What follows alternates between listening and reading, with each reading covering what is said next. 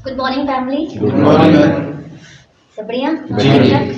चलो, आज हमारा जो टॉपिक रहेगा वो रिलैप्स रहेगा, ठीक है।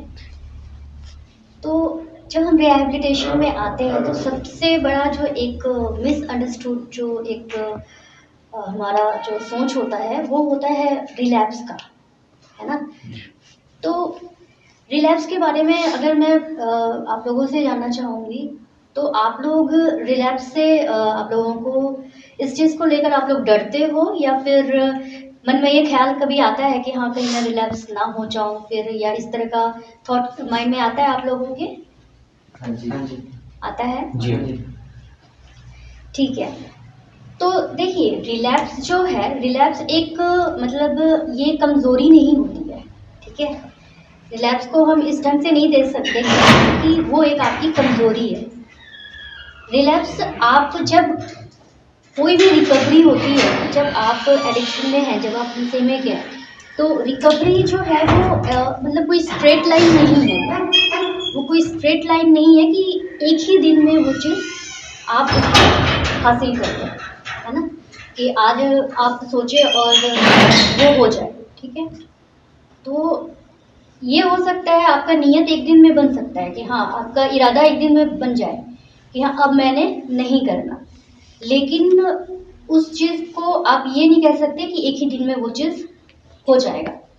इसलिए जब हम रिकवरी मोड में रहते हैं, जब हम रिकवरी प्रोसेस में रहते हैं, तो रिलैप्स एक आपका ब्रेन का एक ये कंडीशन होता है कि वो आपको फिर से आपको रियलाइज़ कराता है कि आपको और सपोर्ट की ज़रूरत है ना, आपको और आगे सपोर्ट की ज़रूरत है।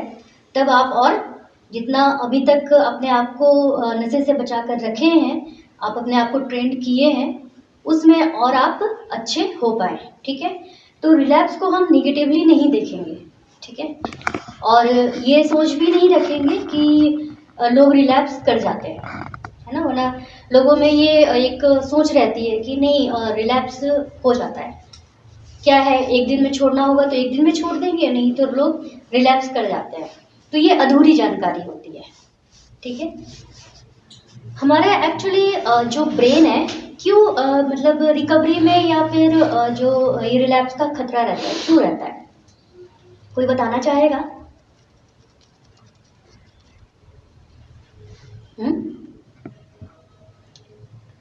ये आपके ब्रेन का जो रिवॉर्ड सिस्टम होता है ना, वो हाईजैक हो जाता है। जब हमारे ब्रेन का रिवॉर्ड सिस्टम हाईजैक हो जाता है तब रिकवरी में थोड़ा टाइम लगता है ना। उसको धीरे धीरे धीरे धीरे वापस ब्रेन को वैसे ट्रेन हम करते हैं, उस चीज़ को अभ्यास करते हैं, उस नई आदत को, तब फिर वो उस चीज़ से बाहर निकलता है। वो हाईजैक कैसे होता है ब्रेन का रिवॉर्ड सिस्टम? रिवॉर्ड सिस्टम का मतलब क्या है? ब्रेन आपको मतलब अच्छा फील कराता है, आपको मतलब एक रिवॉर्ड टाइप का एक फील कराता है, तो वो उसको हम जैसे ऐसे रिवॉर्ड सिस्टम कहते हैं। तो ये क्यों होता है? जब नशा करते हैं तो उसमें क्या होता है कि आपके ब्रेन को डोपामिन बहुत ज़्यादा मिलता है और बहुत ही कम समय में अच्छा क्वांटिटी में मिल जाता है, ठीक है। तो इस वजह से आपका जो ब्रेन का रिवॉर्ड सिस्टम है वो हाईजैक हो जाता है, उसको फिर उस चीज़ को और चाहिए, फिर वो बोलता है कि नहीं मुझे फिर और दो, मुझे फिर और दो, और यही चाहिए, क्योंकि उसको उसको ये नहीं पता होता है, ब्रेन को ये नहीं पता होता है कि क्या चीज़ सही है क्या चीज़ गलत है। उसको समझाना पड़ता है, उसको बताना पड़ता है, ठीक है। तो अगर मान लीजिए कोई धीरे धीरे जब आप परिवार से भी कटते हैं, क्यों पहले स्टार्टिंग में तो परिवार के साथ मज़ा आता है, काम करने में भी मज़ा आता है, उससे भी डोपामिन मिलता है और वो हेल्दी होता है, डोपामिन तो चाहिए ही। तो जब हम परिवार से मिलते हैं, परिवार के साथ टाइम स्पेंड करते हैं, कुछ काम करते हैं या फिर कुछ गेम खेलते हैं या गाना गाते हैं, डांस करते हैं, उससे भी डोपामिन रिलीज होता है, और ये सब भी आप लोग किए होंगे। लेकिन धीरे धीरे फिर नशे में जाने के बाद इन चीज़ों से क्यों कटने लगता है इंसान? उसी चीज़ से मतलब नशे पे ही ज़्यादा फोकस क्यों हो जाता है? क्योंकि आपको डोपामिन जो डोपामाइन है वो बहुत इजीली मिल जाता है और अच्छे क्वांटिटी में मिल जाता है ना।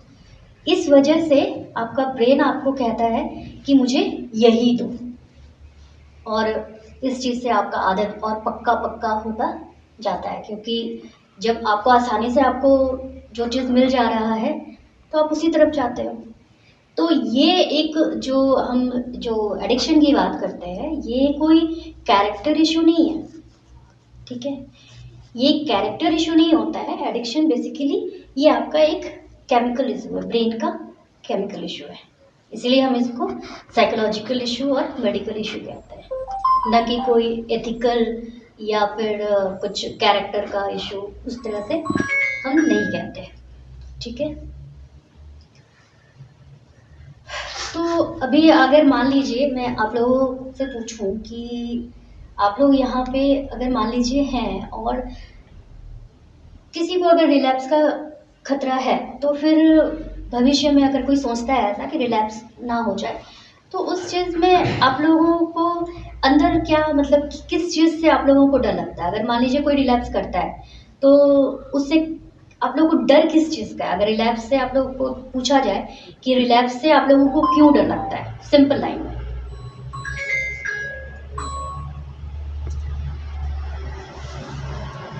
अगर मान लीजिए कोई रिलैप्स करता है तो उस कोई भी सपोज आप कोई भी एक इमेजिन कर लीजिए, कोई एक इंसान है जो कि रिलैप्स करता है, तो उसको किस चीज़ का डर होता है?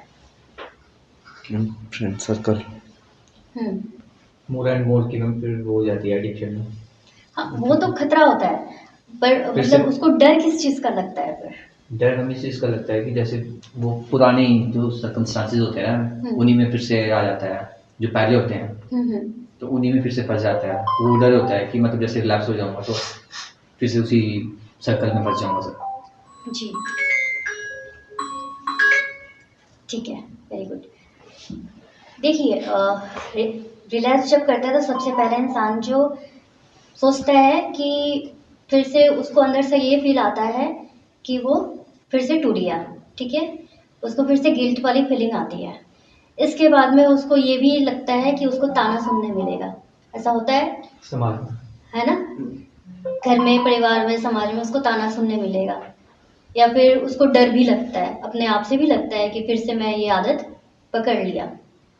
गुस्सा भी आता है, खुद पर भी गुस्सा आता है